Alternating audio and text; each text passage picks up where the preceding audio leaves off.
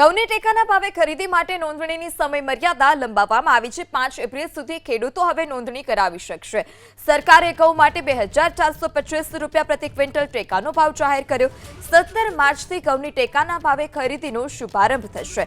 તો 5 એપ્રિલ સુધી ખેડૂતો જે છે તે નોંધણી કરાવી શકશે। 17 માર્ચથી ઘઉંની ટેકાના ભાવે ખરીદીનો શુભારંભ થશે। સરકારે ઘઉં માટે 2425 રૂપિયા પ્રતિ ક્વિન્ટલ ટેકાનો ભાવ જાહેર કર્યો છે અને 17 માર્ચથી ઘઉંની ટેકાના ભાવે ખરીદી છે તેનો શુભારંભ થશે।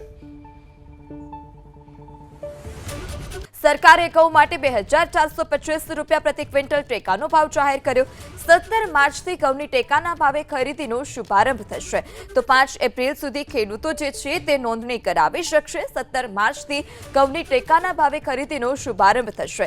સરકારે ઘઉં માટે 2425 રૂપિયા પ્રતિ ક્વિન્ટલ ટેકાનો ભાવ જાહેર કર્યો છે અને 17 માર્ચથી ઘઉંની ટેકાના ભાવે ખરીદી છે તેનો શુભારંભ થશે।